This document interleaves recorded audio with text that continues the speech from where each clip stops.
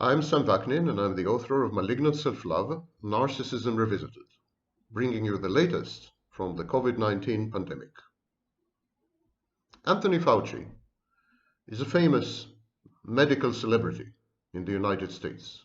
He's the Tsar of the medical response of the United States to the COVID-19 pandemic. Anthony Fauci has published a series of academic papers in which he had calculated the case fatality rate, the virulence, the death rate associated with SARS-CoV-2, with the virus. He calculated this rate to be 0.1%. And then a day later, 2 days later, after publishing these articles, he appeared on the media, on the popular media. And there he said that the case fatality rate, the death rate associated with the virus, is 1%. So among his colleagues in academic papers, he uses the number 0.1%. When he appears in the popular media, such as, for example, on Comedy Central on March 27th, he uses a number that he knows very well is wrong and exaggerated by a factor of 10. For you to understand, he published an article in the New England Medical Journal on March 26th, where he had calculated the death rate to be 0.1%.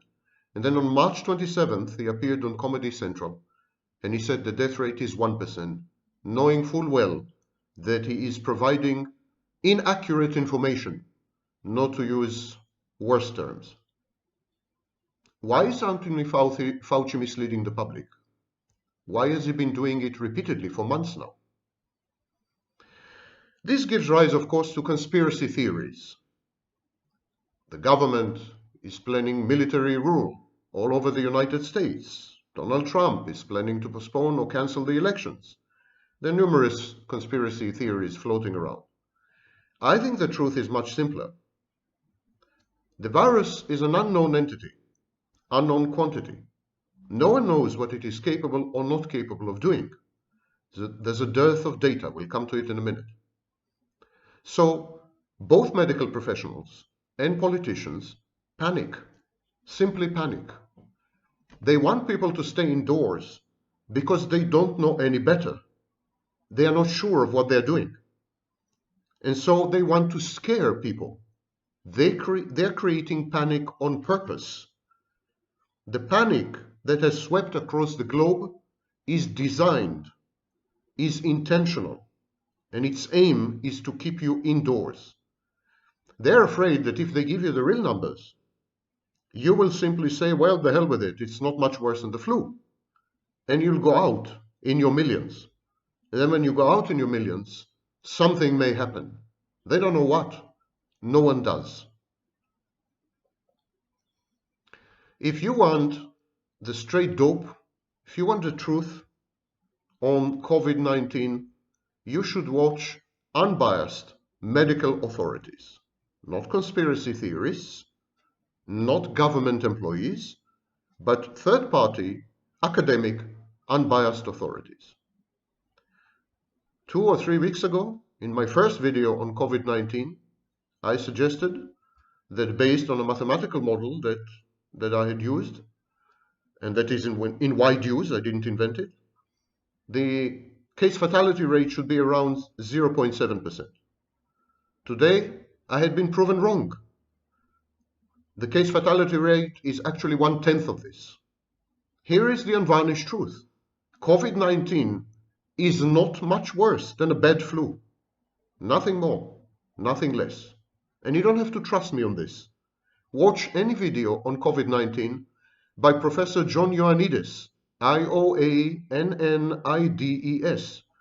John Ioannidis of Stanford University, the quintessential medical doctor, avuncular, calm, reasoned, well-informed, not jumping to conclusion, not panicking, not lying. Read anything written by Professor J. Bhattacharya from Stanford University as well. Bhattacharya, Bhattacharya, not his fault, this family name. Jay Bhattacharya and his team have just finished calculating and publishing the case fatality rate, the mortality rate, and other critical epidemiological numerical factors. And they discovered that it's true. COVID-19 is not much worse than a bad flu. And we have had such pandemics of bad flu in 2008, 2009, and 2 years ago. So detox yourself. Watch these people, read these people, and also watch Professor Sucharit Bhakdi, Bhakdi, of Mainz University in Germany. He's a bit grandiose, there's a lot of affectation there. He's a drama queen, but he knows what he's talking about. Watch these people. Do not trust the government. Don't trust even me. Just watch these people. Now let's talk about a few of the outstanding issues. In my previous videos on COVID-19, I gave you the bleeding edge data, information, and research on the virus and the disease. Today I'm going to deal with a few additional issues. There's a question about vaccines or vaccination. One of the main claims of governments all over the world: we want to keep you home to give us time to develop a vaccine, so that when you exit your homes finally, we'll be able to vaccinate you, and even if you do catch COVID-19, it'll be a mild variant. You will survive because you will have had antibodies. Vaccination is the keyword and the slogan on everyone's lips.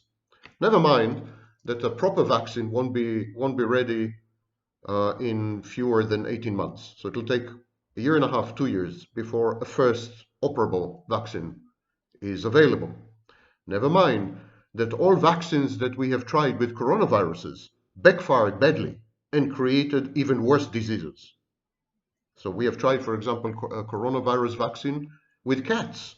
And the cats, when they did catch the coronavirus disease, became much more ill than the cats which were not vaccinated.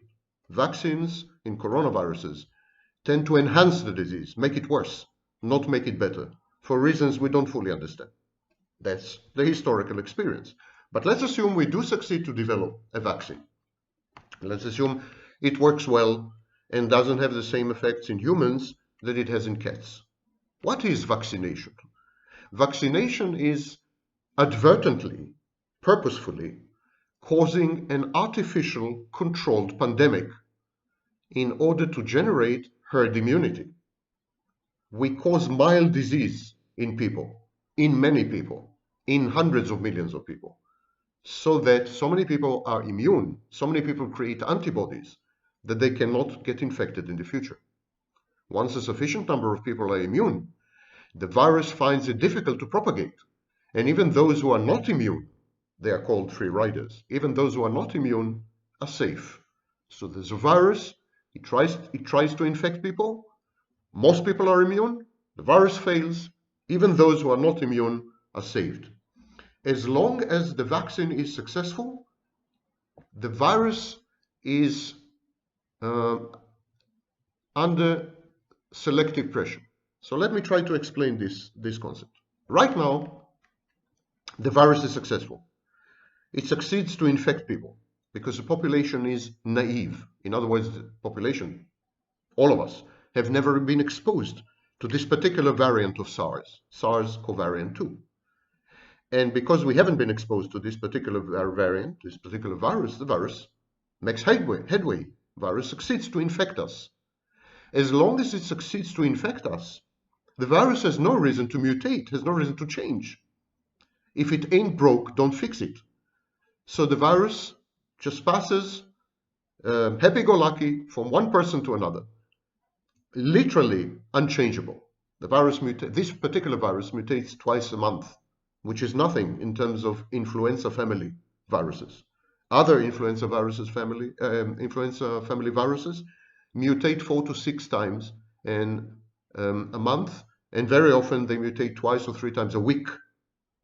So this virus is not mutating right now. There are only 8 distinct strains of this virus, which is nothing 5 months after the outbreak. And it's not mutating because it is successful. It is not under selective pressure. Selective pressure is a pressure exerted by failure. When the virus fails to propagate because, for example, many people are immune, this creates natural selection. The weaker variants of the virus die out because they don't succeed to infect people. The stronger variants, the more equipped variants, the variants who have undergone mutation, they succeed to infect people because people still don't have antibodies to these mutated versions. And this is called selective pressure. Selective pressure is the engine of evolution. When we are faced with an adverse environment, or when we are faced with an environment that has changed, some of us die out, and those of us who are adapted to this new environment survive. They have children, and these children also have these qualities, adapted to the new environment. And this is the same with viruses, same with bacteria. They evolve, they mutate, they change in response to selective pressure, in response to changes in the environment. Now, here's the problem. If the vaccine is successful, many people will be immune. And if many people are immune, this will put selective pressure on the virus to mutate, to evolve, to adapt. So the best strategy is to rapidly obtain herd immunity. If we obtain herd immunity gradually, if we expose only slices and slivers of the population, incrementally, bit by bit, we are forcing the virus to alter, to change, to mutate, to adapt, to improve its arsenal in order to get as many people as it can before it is too late for the virus to replicate. If we do what we are doing right now, quarantine, universal quarantine, social isolation, social distancing, this is forcing the virus to mutate and adapt, to recombine with other viruses using antigenic shift. We are, with our misguided medical and social policies, forcing the virus to become what it is not right now. Right now, it's a bad flu. If we continue with our policies, if we deny the virus bodies to infect, if we don't give the virus access to hosts, the virus will become really vicious just in order to survive. Now, of course, we don't need to make human sacrifices. We don't need to give old people. We don't need to give the virus access to old people, to immunocompromised people, to pregnant women, to weak people. These populations should be isolated, should be quarantined, should not be in touch with anyone. These populations should be shielded and fiercely protected from the virus. But all the others should be exposed to the virus so that the virus can propagate and replicate, use human cells to replicate itself and feel happy and not have bad blood with humans for having denied it the possibility to exist. It's a war, and we need to declare a truce with the virus.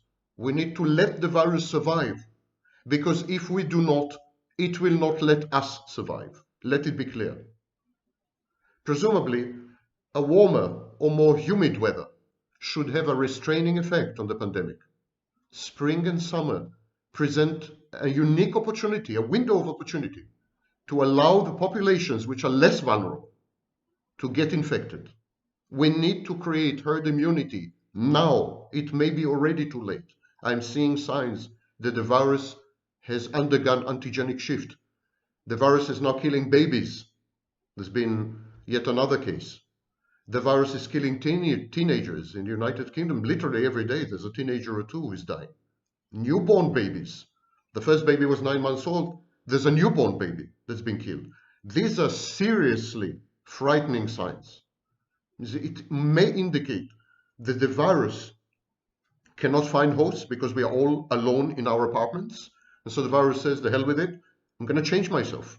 I'm going to change myself so that I'm going to infect whoever. I'm going to infect children. I'm going to infect babies. I'm going to infect strong people. I'm going to infect people with strong immune systems. The virus, probably the first thing the virus will do, it will cloak itself.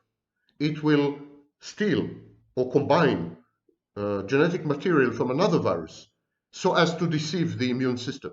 So our immunological system, our immune system, won't be able to see the virus at all and will not be reacting. I'm seeing signs of this as well. I'm seeing people who have had one bout, one attack of COVID-19, then they feel well for 5, 6 days, and then they have another round. This is a sign that the immune system fails to detect the virus for a few days. Because our symptoms, fever, fatigue, the cough itself, these are the reactions of the immune system to the virus. If the immune system can't see the virus, we won't have fever. We will not feel tired. We will not cough. We will not have diarrhea. If the immune system fails to see the virus, we will feel totally healthy. And I'm beginning to see signs that this is happening. Now, there are dozens of countries which implemented quarantine and social distancing measures only very recently. These are the countries, actually, with moderate to high infection rates per million population, but by far the lowest death rates, lowest case fatality rates. I'm going to repeat this because it's counterintuitive and it's against all the panic propaganda that is thrown at you via the media by governments. The countries which have implemented quarantine and social distancing late in the game are the countries where the fewest people are dying. Yes, in some of them the infection rates are very high, but the fewest people are dying. These countries include China. China ignored the pandemic for 2 months. Israel, Russia, Sweden, North Macedonia, the United States, Brazil, most of Africa, most of Latin America, Mexico, Asia, and refugee camps everywhere. In all these places, there was no quarantine, no social distancing, nothing. And lo and behold, even though the number of infections is enormous, the number of deaths is minimal and less than minimal. And that includes countries like Germany and, as I mentioned, Israel. Luckily for humanity, quarantines and social distancing are luxuries that only the self-indulgent and navel-gazing West can afford. The rest of the world can't implement it simply. People live in close quarters, there are numerous homeless people, refugee camps, 70 million people are internally displaced and refugees. People live in villages. I mean, there's no way to implement these measures. Luckily for humanity. Coronavirus conferred immunity typically lasts from a few months to a few years. This is true for other coronaviruses. Coronavirus is a family of viruses with hundreds of viruses. And we know quite a lot about this family. So there was no need for such enormous panic. So we know that coronaviruses, especially the egregious kinds like SARS and MERS, they make you immune, and then your immunity lasts for years sometimes. And so if this is true, reinfection is unlikely. It's possible if your immune system has glitches, doesn't function properly, but it's very unlikely. Viral clearance is universal. There are no measurable viral load or shedding 2 weeks after full recovery. In other words, 2 weeks after someone recovers, he is not infectious or she is not infectious anymore at all. And we define recovery as 2 negative swabs, 2 negative tests. So 2 weeks after you have had 2 negative tests for COVID-19, even if you had gone through the disease, even if you've experienced the disease, you've had all the symptoms, even if you had very bad disease, 2 weeks later, you're totally clean and you will not infect anyone. Obviously, we need fast serological tests, and they are coming on stream. We need blood tests, and they're coming on stream. And they should guarantee that recovering patients and asymptomatic folks are safe to interact with and be around. But here's another panicky message. And what amazes me is that the medical professionals who propagate these messages very much as the virus propagates know that what they're saying is not true. I don't want to use a stronger word, but they know that what they're saying is not true. They are creating panic on purpose. I have never come across a case in human history where medical professionals set a task of creating population-wide panic. This is the first case in human history. It's unprecedented. For example, one needs to be in very close physical proximity with a heavily infected symptomatic patient, aerosolizing patient, a patient who is coughing, who is sneezing.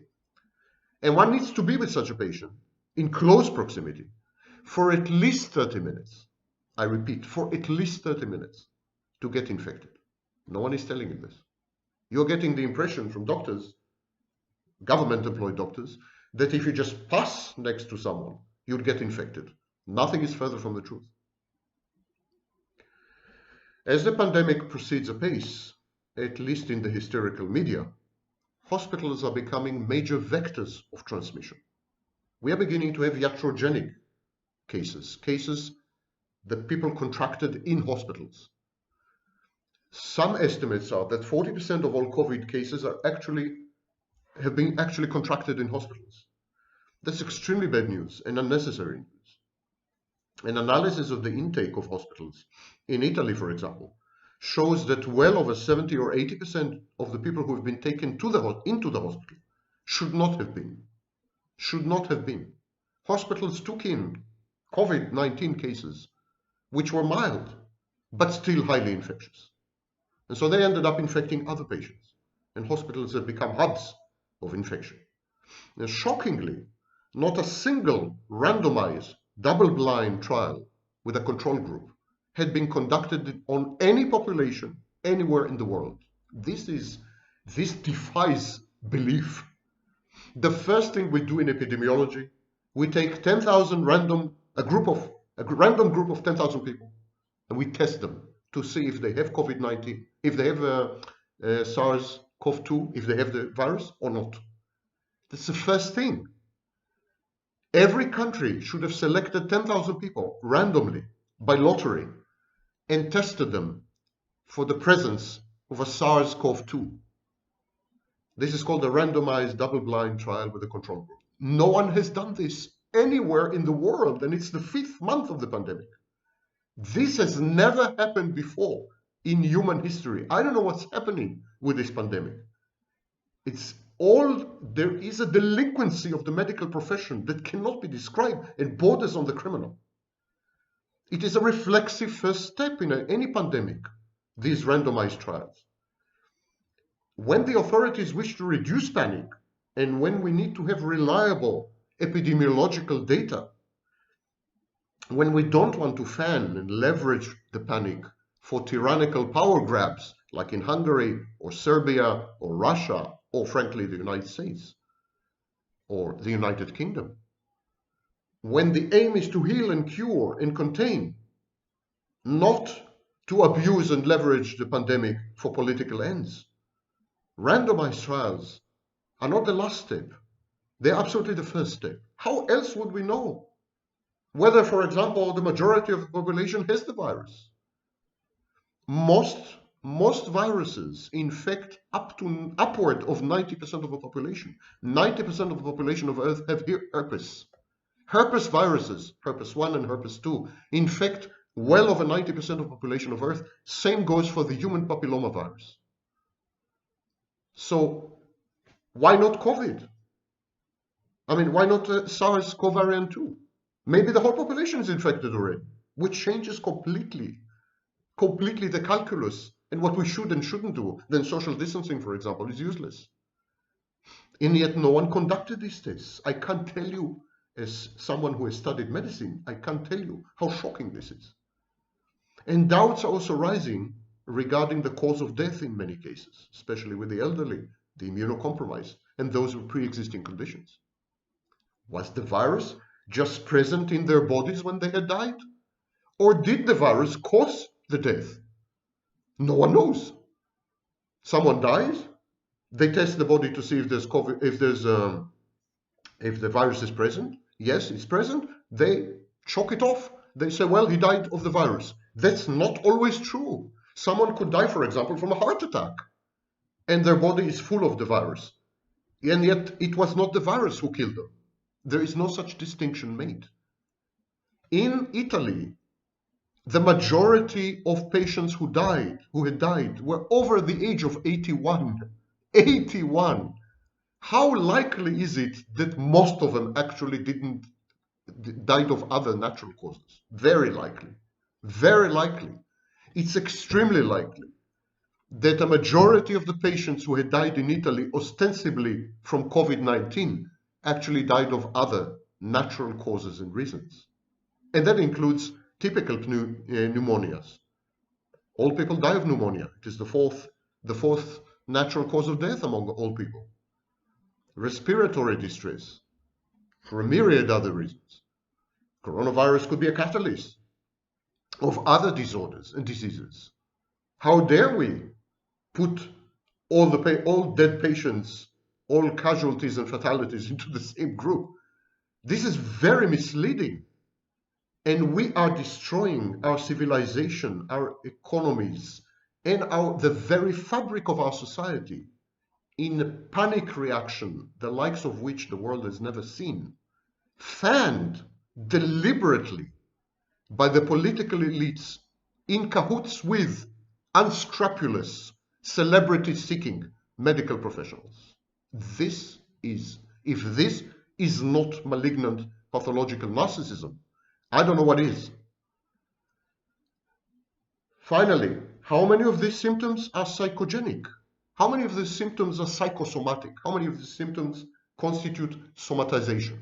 In other words, how many of these symptoms are because of the panic? Shortness of breath, for example, chest pains. They are classic symptoms of anxiety disorders. And respiratory distress in patients is typical in panic attacks. Maybe many of these cases have nothing to do with the virus. They have actually much more to do with Anthony Fauci and his inane, inaccurate, and fallacious proclamations. Maybe it is the panic that's creating shortness of breath, chest pains, respiratory distress. All patients with zoonotic coronaviruses react. I mean, patients who are ill, elderly, pre-existing conditions, they react with respiratory distress. Respiratory distress is nothing new. Coronaviruses are nothing new. The flu is nothing new. None of it is new. The only thing is the specific virus. We lack a lot of information. But we don't lack information so much about the virus as about the populations that it affects. And yet, all the efforts go towards studying the virus, and there's zero effort directed at the populations that it allegedly affects. And we're implementing measures that are bordering on dictatorships. We are destroying democracy. We are ruining the financial system, our economies, everything. I, for the first time in my life, sympathize with conspiracy theories. I have written extensively against conspiracy theories. I've mocked conspiracy theories. But I must admit, had I been a weaker, less logical, more paranoid person, I would have ended up a conspiracy theorist after this pandemic, or within this pandemic. Something is seriously awry. Something is seriously wrong with the reaction of the political elites and the medical establishment and the mainstream media. Something very bad is happening, very evil.